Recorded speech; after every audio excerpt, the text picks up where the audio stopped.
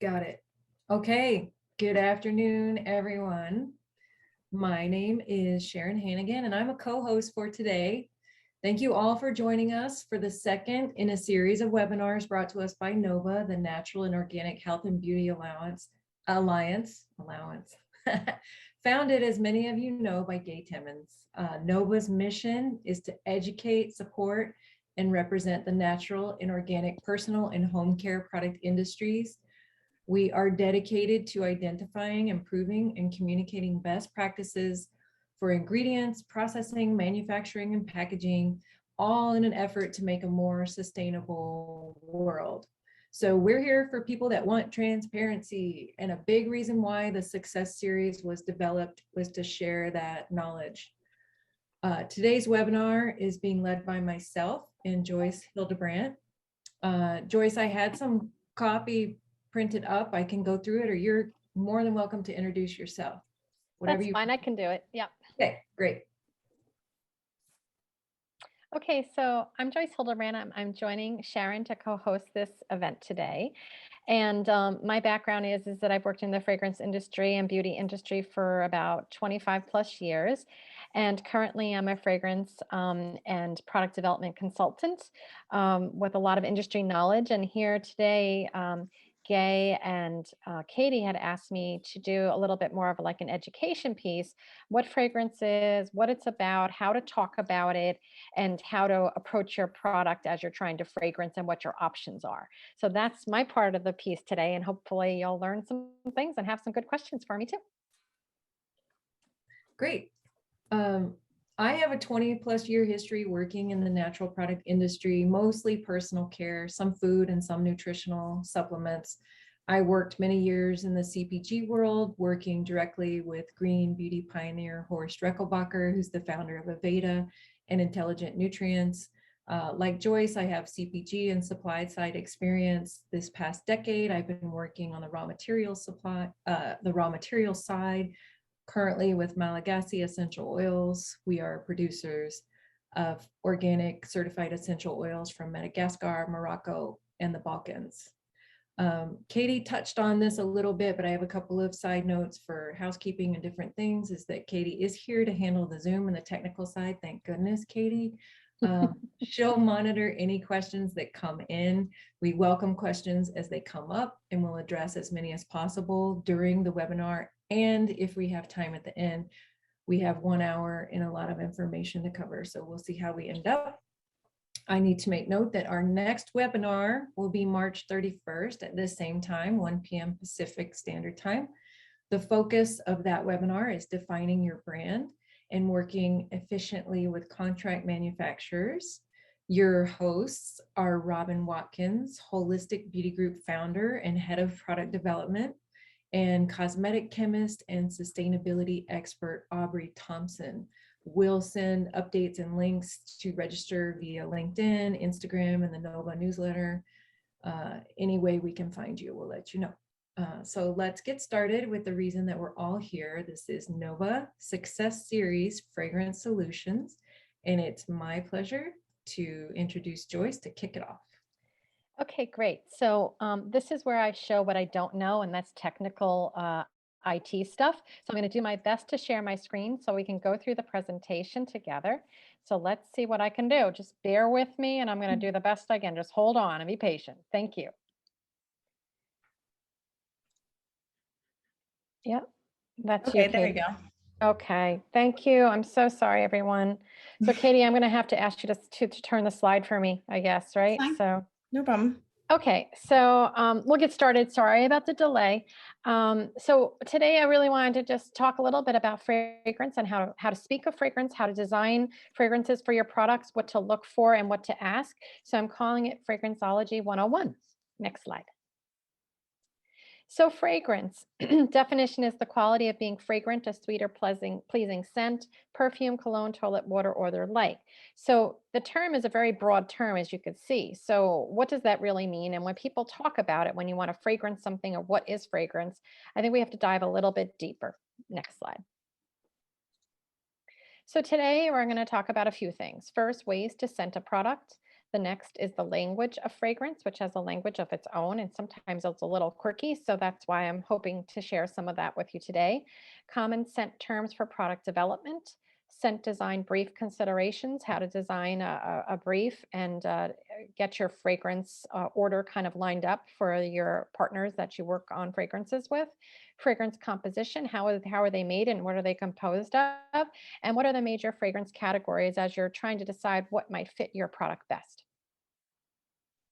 So starting out with a very simple slide. So these are scenting options. So as you can see, I've listed 4 different ways you could scent your product. So I'm going to go through each one and we'll dive a little deeper as we go through and talk about fragrance more in depth, but at least this will get you. When I'm using the word fragrance, I'm using more of a scent. I'm using it interchangeably with the word scent because fragrance may be defined in different ways.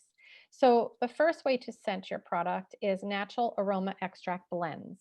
And these blends are made up of CO2 extracts that come from natural plants. So in this particular idea, if you wanted something that didn't have fragrance listed on the label, it would be considered fragrance free. It would have botanical benefits as well as aroma, and it's less complex olfactively. Aromas are available that are not possible with essential oils because, again, there's CO2 extracts of plants. And you use the inky name on your label, which is the botanical extract name and whatever is inside of it that has an inky name. They're blends usually to give you an olfactive impression. All ingredients are physically extracted from named plants. And the cost here is mid to higher cost. Because again, just as a reminder, anything that's natural in general is higher price because you're really dealing with the availability of natural products as well as the quality as being higher than a synthetic or a man-made product. So a natural fragrance is another way to scent your products. And this meaning that the fragrance is completely natural and it's made up of all natural ingredients. So it's a complex olfactive impression. It gives you aroma. You have to leave fragrance or perfume on the label. It must be listed on your ingredient list. And all ingredients are physically extracted from any type of plant. And it's usually mid cost to high cost, depending on how much you want to spend. But I would say you can still achieve it with a mid cost range. Synthetic fragrance, I want to cover this because this is a popular way of scenting, but I want you to be aware of it. It may not be your option, your choice that you're going after, but certainly an option. This would give you aroma, have your inky name would be fragrance or parfum. It gives you a wider range of materials because a lot of them are man-made. Gives you more complex olfactive impression. Many fragrances scents on the market are synthetic fragrances. So this is probably the mainstream and probably the most popular way of scenting products. They tend to be more stable. They're chemically derived, so they're not natural.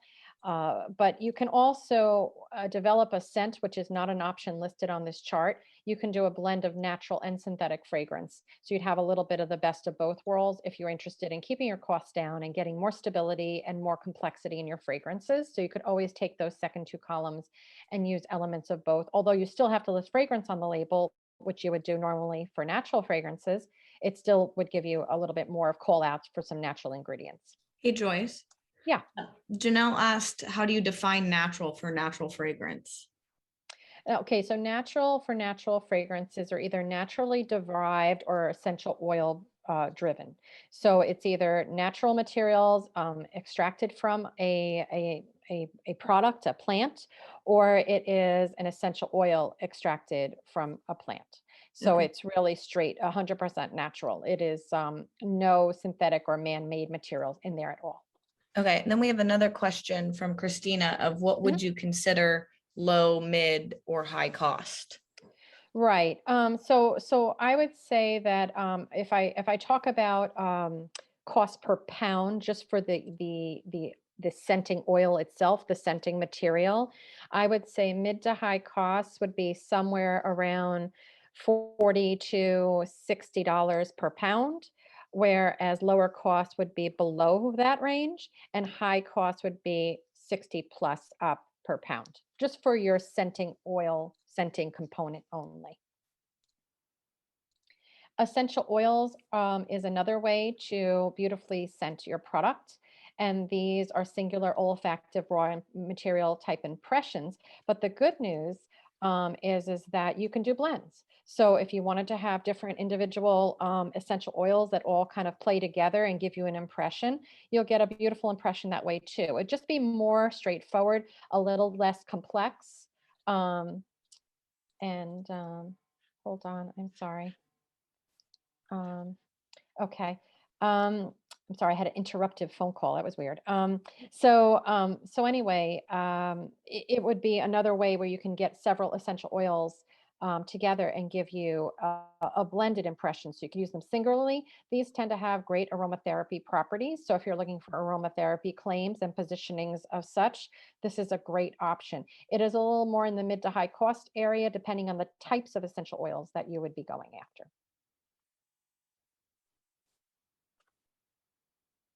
I see there's a question. Yeah. How would you recommend brands avoid confusing the customer with the terms fragrance free versus unscented? That's a really good question. It is a great question. So I think that when you talk about fragrance free, you have no, first off, you would never have the word fragrance on your ingredient list. Okay, so that'd be number one. Number two, scented could mean any of these things. Any of these would be considered scented. So if you say scent free, none of these would be applicable because they lend a scent, it can't be scent free. Fragrance free you can claim because you don't have fragrance on the label. As long as you don't list fragrance on the label, you can write fragrance free. But if you say unscented or scent free, you can't use anything that would give you any sort of impression of scent at all. So that would be the way you'd message the customer in that regard. And so that doesn't, you can say unscented for a product that, I mean, I guess has an aroma, but that's because of the aroma of the natural oils in it. You know, like olive oil has a scent to it, but you could still say that's unscented. Right, because it's not using essential oils that are known to give olfactive aromatic materials off of it. Okay. Okay, next slide. So here we go. How do you speak fragrance? So this is the hard part, right? So as everything has its own language, every industry, every area. So it has a vocabulary and language of its own. Some might sound a little strange. Some have very significant meaning. So it's really important to understand that these words are being used, and this is how to communicate with a fragrance company or a perfumer to develop what you need to have done for your scent for your product. So I'm going to just start introducing to you to some of those terms. Next slide, Katie, please. So common perfumery terms for product development. So when you think about a scent, any type of scent in a product, you're thinking about balance. So that's how the scent is constructed in itself. How heavy is it? What type of impression are you looking for? You're looking for something breathy and fresh. Are you looking for it to be very direct? It's all about balance. Strength is the intensity of the fragrance impression. So if you say something's too strong, you're meaning that that scent is coming out of your product or is just approaching you too aggressively. So strength would be something you'd say is too strong, would mean that it's really aggressive to the nose. Performance is how the product gets used, both while it's being used or just out of the jar or packaging, just neat off the shelf. So it's important to look at both aspects when you're developing a scent for a product. Top, mid, and base notes. This is how typically a fragrance is constructed. Both synthetic and natural fragrances are constructed in this manner. And this is how you would get your fragrance description and write your romance about your product and the scent in the product. Substantivity and retentiveness. These are very important things because you need to consider how the scent performs in the product. So if you're talking about a hair care product, for example, and you're putting a scent in a shampoo, you have to think about a couple of things. You have to think about how it comes out of the bottle as your consumer is buying it. You have to think about when the consumer first puts that dime-sized, quarter-sized portion in their hand and starts rubbing into the hot water and rubbing it into their scalp, and it starts sudsing. So you're getting an olfactive impression in shower, in the neat or in use impression, but also after you rinse that out, how long will it stay on the hair? Will it, when you move your head around, will it actually have some aura as you move your hair around and you get the freshness and the scent comes and is perceived? So those are two things. You have those two aspects. Fragrance families is how scents are categorized. So this just is organizing. Like you go to the grocery store, you see there's fruits and vegetables, there's pasta, there's house cleaners, you go into the aisle. This is the same way of shopping for fragrances in a way. You're looking at the different families. It makes sense to our minds how fragrances are organized. And this is how people in the fragrance and scent industry talk to each other. Compatibility.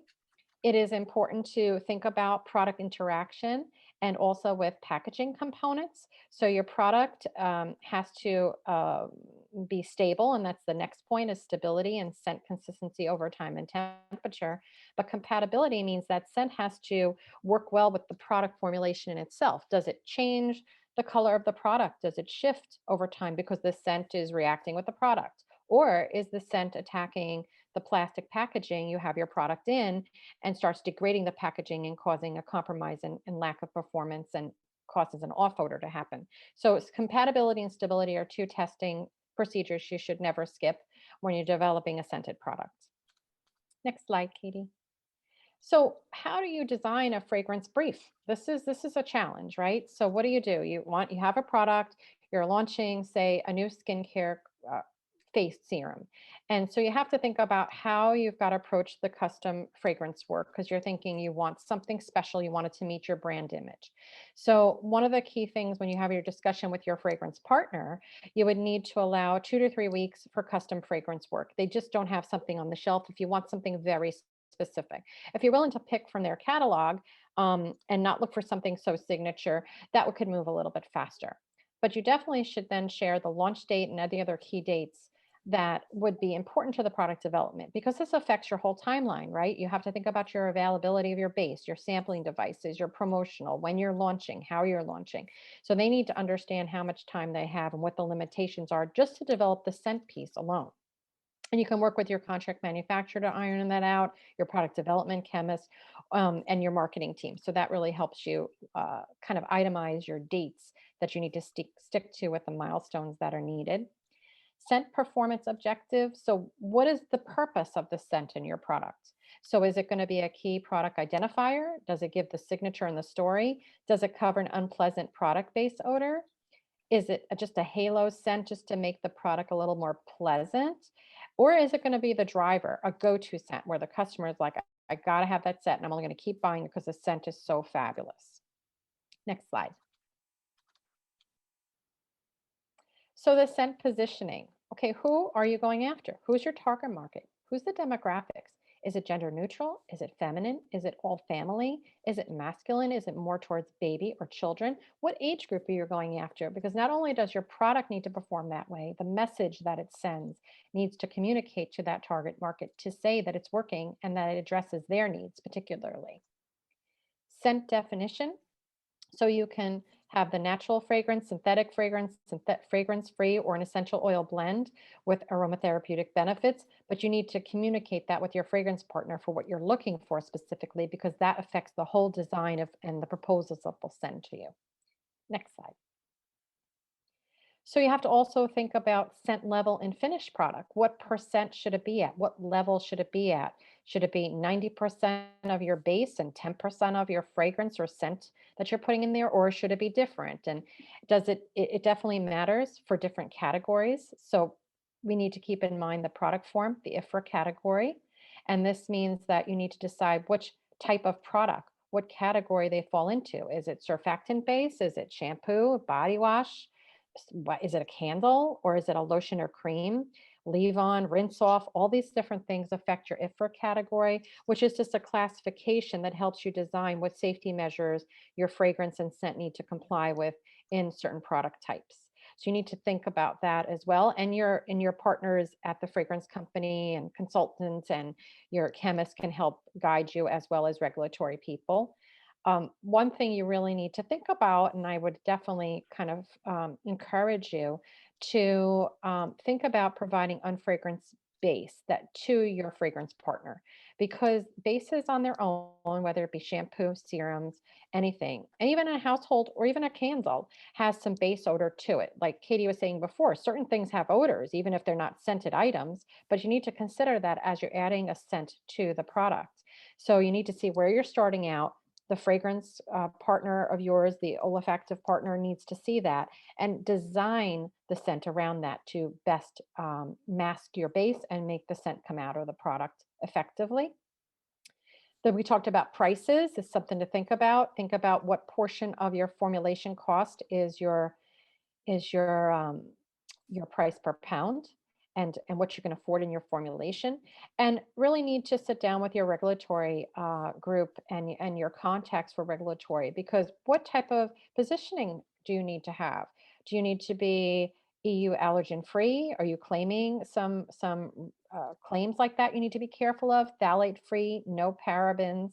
You're going after a specific compliance list. Are you going to be selling in Whole Foods? Are you going to be selling at Target? Like, what you need to consider, and what countries would the product be sold in? Because this would affect some ingredients that you need to list out on your labels. Doesn't limit you necessarily unless you're making a specific claim, but certainly would give you guidelines on what countries you can launch in, and the ingredients you need to list out on your back label. So going on to the fragrance and scent itself, fragrance composition is typically composed of three components: a top note, a mid note, and a base note. And for example, top notes, their mission in a scent is to provide freshness, lift, and sparkle, give it a little breath, make it leap out of the jar, leap out of the product, and enjoy and give you that first initial impression when you're using a product. And some of the notes used in this presentation, I'm sorry, in this composition for top notes would be watery, green, citrus, and fruity notes. So these are fresher, lighter, more volatile materials. Next slide. So mid notes. These are a little bit heavier. These lend the personality and character. Sometimes we call the mid notes the heart of the fragrance or scent because it lends the personality. So here we tend to use heavier fruits, florals, and spices. And this gives a little more depth and more originality and more signature to the scent. And then we have the base notes. And this gives the background, the support. It's almost like the foundation if you're building a home, the same thing. It gives depth and tenacity. And so here you would use heavier, less volatile notes. And these would be musky, woods, vanilla, resins, mosses. And these are the type of notes that you would see used as a base note to support and drive all the mid and top notes to come out of the scent and deliver those olfactive cues to the consumer while they're using the product. So just to give you an idea, this is just a really 50,000-foot view of fragrance categories. General categories are floral, oriental, woody, and fresh. And you can see underneath those, there's many subcategories. So as you're diving in, you decide first, like what family do I want to be? Do I want it to be a floral? Okay, I want it to be a floral. However, I want it to be sort of fresh and maybe it has a clean impression. So you might go after a certain specific type of floral, and maybe you would be going after an orange blossom, and that would be more fresh, little floral, more white floralcy. So depending on what you're looking for, you kind of get back into the family or categories. And then through discussions of those categories, you can dive further down and find out which particular nuance or what within that category you want the personality to be. If you want it to be spicy or fresh. And then you have those options across all these categories. But depending on what you want your key signature notes to would be, it could be floral or any one of these things, or citrus, depending on how you want to deliver it. Next slide. So here's a little bit more definition around major fragrance categories. So if you're thinking citrus is a major category, and if you're thinking about this, gee, you want some lively, refreshing, energetic character, that's kind of the way you'd want to go. If you want floral, which is by far the largest category of scent and is used as an overall theme quite often, but has subcategories. You could have a green floral, you could have a fruity floral, you can even have a spicy floral. Or if you want to go after a fruity category, and fruity is giving you a juicy, strong, kind of lush kind of impression. And a lot of these are mixed with each other. Like I said before, you can have a fruity floral, a fruity spicy, a fruity green, any subdivisions of these, but the category gives you the main driver of the fragrance and scent characteristic, and that would be sort of the heart pushing everything. And then you would change it with the top and the base notes to give it personality. Woody would be the same thing. It would be more strong, woody, complexy, musky. Oriental is an interesting term, and what it really means is spices out of the Orient, like that type of warmth, and is interesting amber and vanilla and resins and beautiful things like that. Fougere is typically used for a men's category, but I've seen it used for women too. It's lavendaceous, herbaceous, all of those type of things. And then Chypre is a very unique name. The name was coined from the island of Cyprus. And this is characterized by mossy notes mixed with citrus and a bit of patchouli. So it's a little bit more of a deeper, more textural type family. Miriam points out that the fragrance wheel's been updated to no longer use the term Oriental. Yeah, which that's true. There actually was just an article about that recently too, that it's being dropped as it should be. So yeah, thank you for pointing that out, Miriam. Yes, that's absolutely true. I've seen a lot of literature on that and a lot of, and again, Oriental meaning more of the materials from the Orient than the people or any slight on the people, obviously. So it's just an old kind of traditional word that has been updated, and that wheel that I showed you is not the updated version. Okay, next slide. Sure thing. Oh, Christina asks, what's the term replaced with? Okay. Amber. What did we see replaced with? I'm sorry. Yeah, the term Oriental should. I think they're saying that it's amber or something now. So I've heard a couple of there's different people are saying different things, putting into the woody category, just not even leaving it, not even having a separate category. But I've heard amber as being used as a replacement. Okay. But that's pretty much most of what I wanted to show you. And this is just a summary of who I am. And I do fragrance and product development consulting. And this is just a little bit of a summary of the types of things that I'm able to lend my expertise to if there's any product development needs. So thank you for listening. And I'm glad that you were here. And thanks for taking the time. And I certainly hope that I can answer any more questions or help you out on anything you need. Thank you, Joyce. We love to say that Joyce has a fun party trick where she can smell you and tell you exactly what, either if it's a mimic or exactly what perfume it is. She has this incredible nose. I one time brought her an old perfume stick of mine that I was like, I can't find this anymore. What is the closest replication that I can find it? And within half an hour, she was like, I've got it. Took me a little bit of going through my Rolodex, but I got it.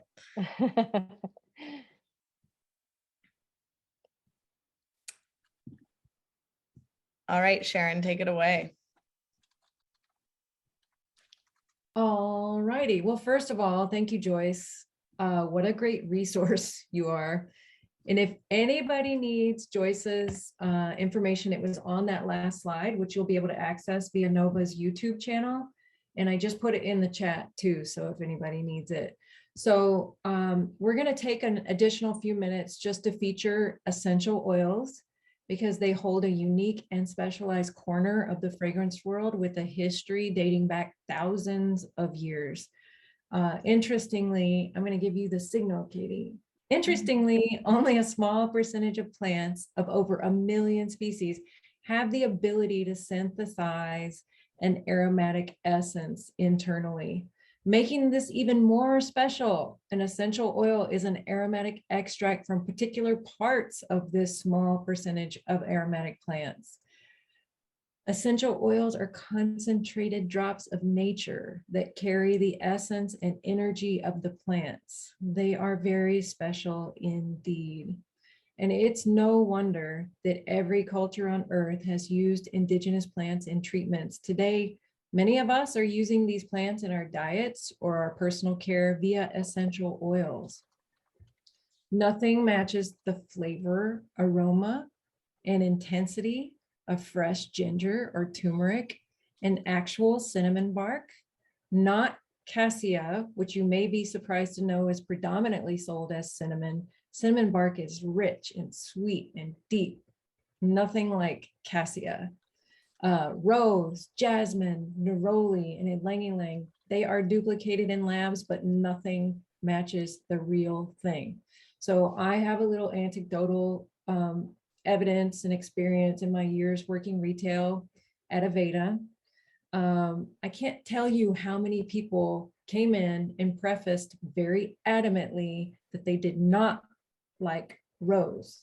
And listen, if your memory of rose is the rose perfume your grandma wore, I don't blame you. But I would take these people on the aroma journey, and after experiencing aromas made from essential oil blends, they very often chose a rose-based aroma. And for anybody that remembers, it was Chakra 5 creative. It was a sure thing. Even for those people that hate rose, it works. So essential oil, I'm just going to move on. The next one, Katie, essential oil production hasn't changed much over the decades. The extraction methods vary based on the type of material. So steam distillation is by far the most commonly and widely used, using only water for the extraction and distillation. Hydrodistilled is somewhat similar. It's using only water, however the material is placed directly into the water. Citrus is unique. Citrus is expressed by the mechanical action because the essential oil is in the peel. If you've been to a mixology bar or one of those places where they twist the peel and light it on fire, that's the essential oil coming out of the peel. Solvent extraction is used for the highly delicate flowers like rose and jasmine to make absolutes. It's important to note that the solvent can be alcohol or hexane. So if you're choosing to work with certified organic materials, that rules out hexane as a solvent. But if your product isn't certified organic, you may want to ask about the origin of that solvent. Now, the solvents are volatile and they're gently distilled off, leaving the absolute material. But you may want to be aware that the solvent can be petroleum derived or a grain derived alcohol, which would be from corn, wheat, or sugar, as an example. Solvent extraction is a more viable and less costly alternative to the enfleurage, which is also used for these delicate flowers. Enfleurage is very time and labor intensive. It's a 70-day process involving pressing the plant material between 2 layers of fat. And it's also one of the oldest forms of extraction So I finished with that one to leave us with one of the most modern techniques, which is supercritical fluid extraction using CO2. CO2 is used to create absolutes, and once the process is complete, the CO2 gas is released, leaving the essential oil and no solvent residue. Now, extraction method is generally determined by the material and won't be proposed as an option. Maybe now, other than deciding if you prefer CO2 over solvent extraction for absolutes, but that's the only time you may have a choice. Now, knowing about the essential oils, the materials, and the extraction methods leads us to the most important component, and especially with essential oils, is to know your source. Your supplier will have full detail of the distillation methods, where it was grown and harvested, and possibly the people's names that are doing this work. Increasingly, buyers and consumers expect transparency and full traceability.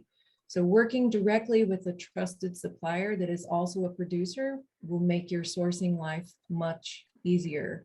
For example, we can provide images and videos for your marketing stories. And again, tell you the names of the people in the school we built, and those stories become your stories. So establishing a relationship and trust with your supplier is part of your due diligence. If you know your source, you know your quality. And when we talk about quality, I think we're one ahead, Katie. So we'll go back to yield. No, we'll go back to that one. No, sorry, before that. It's fine. When we talk about quality, some of the terms that are commonly used in describing essential oils are 100% natural, meaning not denatured with synthetic compounds, chemical emulsifying agents, or mineral oils. There's also 100% pure, meaning it's free from other essential oils, carrier oils, alcohol, or sometimes in some cases, others are adulterated to meet a specific pharmacological property or biochemical composition. For example, I know there's a very large essential oil supplier that wants a higher content of cinnamaldehyde in their cinnamon bark oil to make a specific claim or to highlight its point of difference.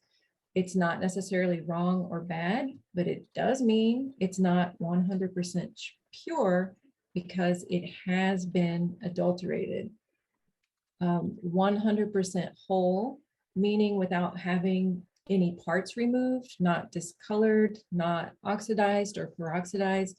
An example here, there are some concerns for photosensitization with citrus.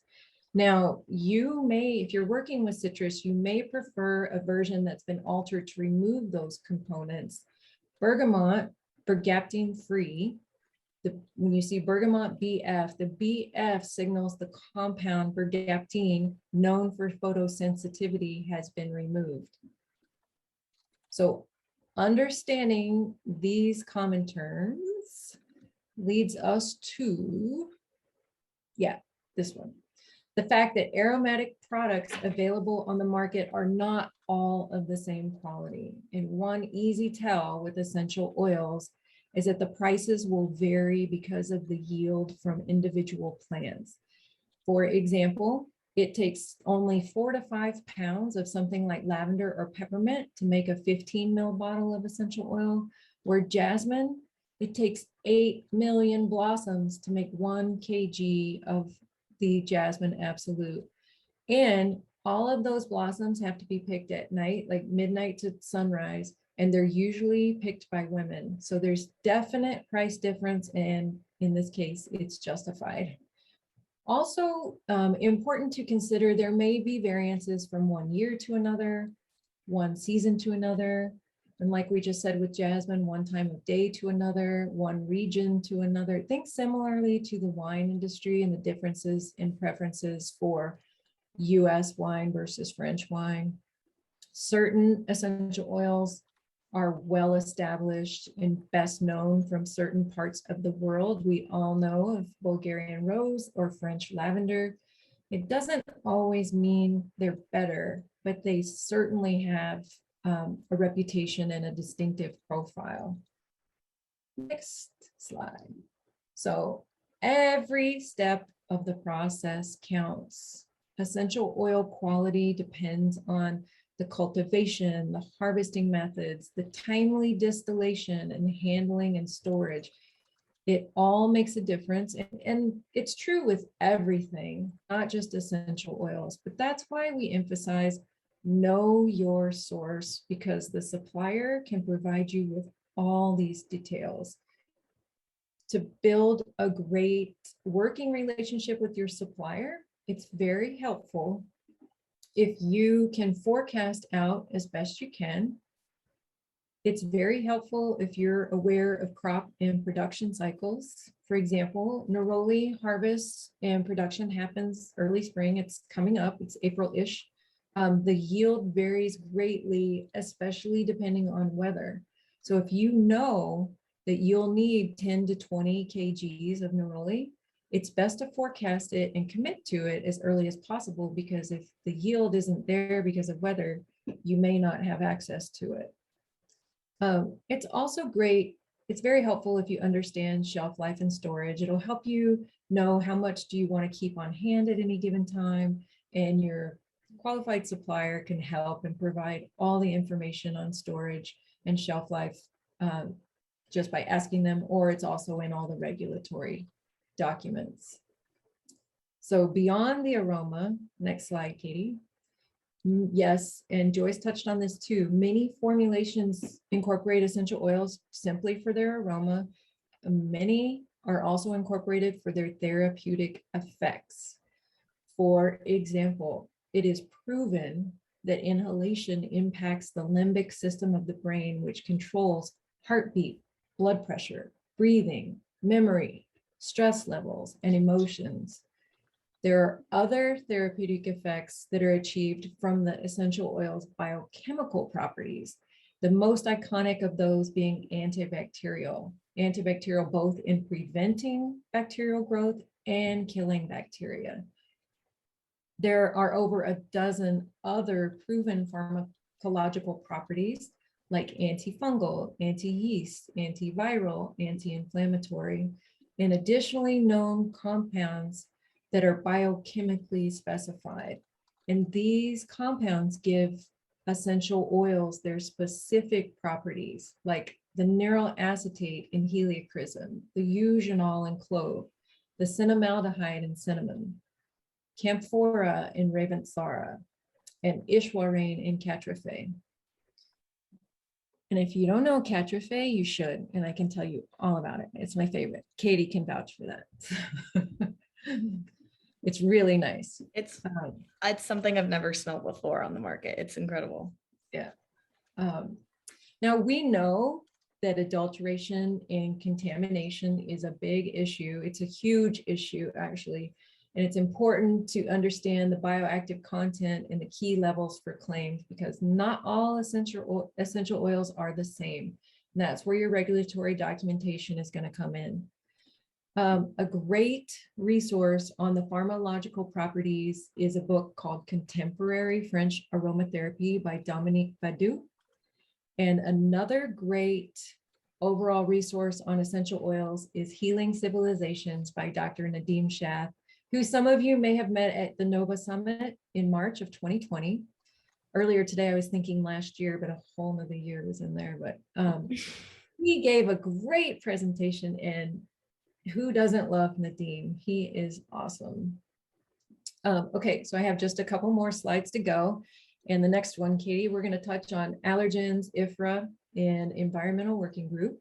And Joyce touched on IFRA too, so this is going to be a little bit, just a little bit of a repeat, but certain essential oils are known to be sensitizers. And we discussed that briefly in regard to the citrus family and photosensitivity.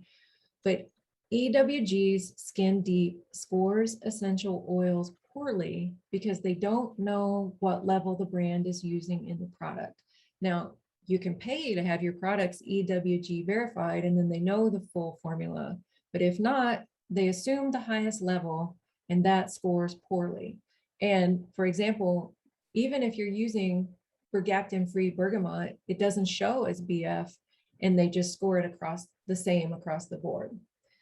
Now, IFRA is the Fragrance World Safety Statement and refers to use level.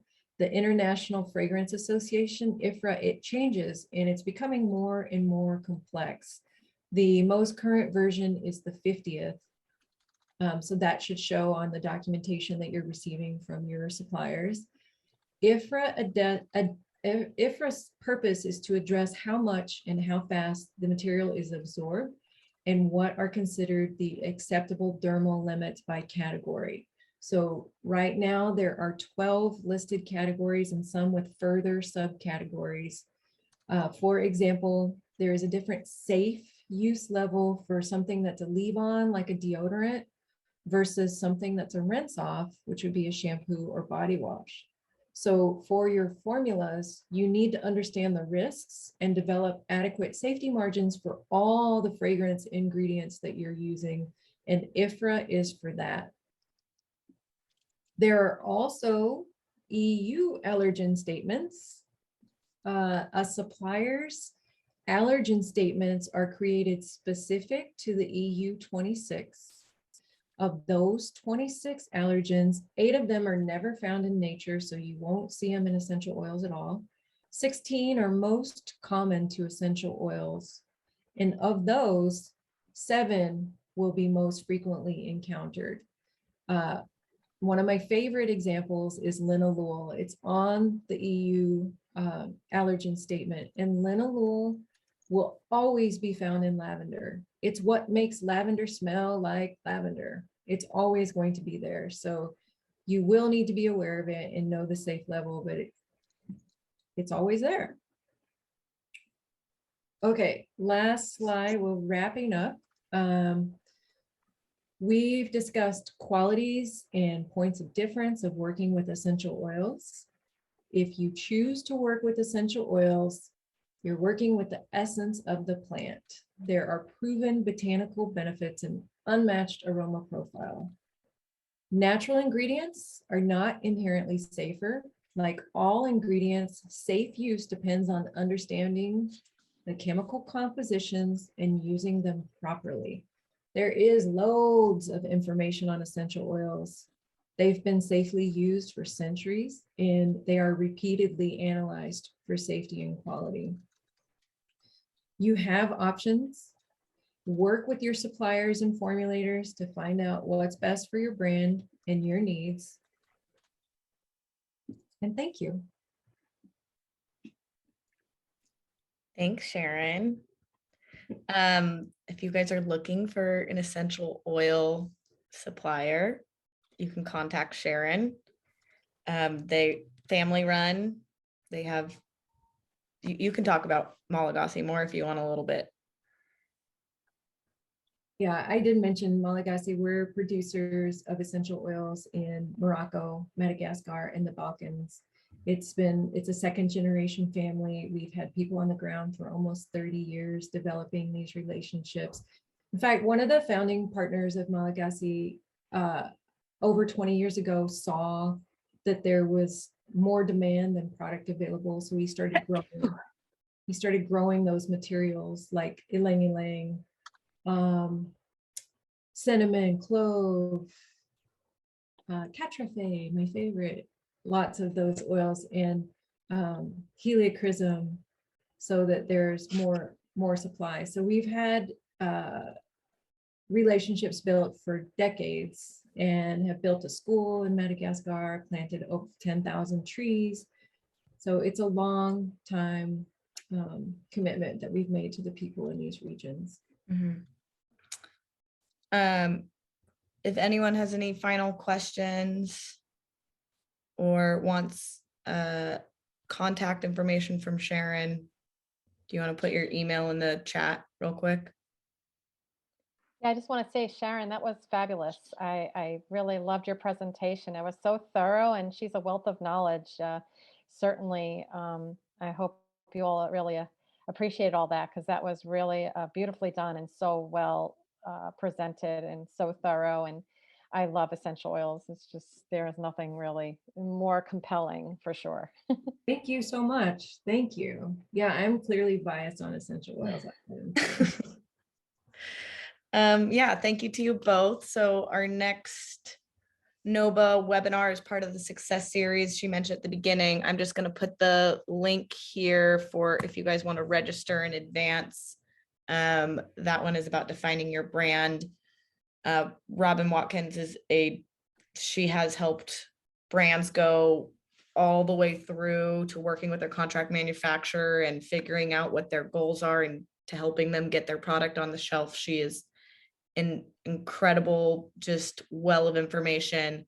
And then Aubrey Thompson is a chemist and has worked on the contract manufacturing side, has also worked with Honest Beauty, and she understands launching of products on both ends. And so she is also just a really great resource in the fact that she's a chemist. You always need a chemist. Yeah, and Sharon shared the books. Thank you, everyone. If there's anything else, I think we can wrap this up. Thank you. It was fantastic. Well done, everyone. Yeah. I loved it. Everyone for showing up, and we'll see you next month. Thank you. Thank you so much. Bye. Bye. Bye. Bye.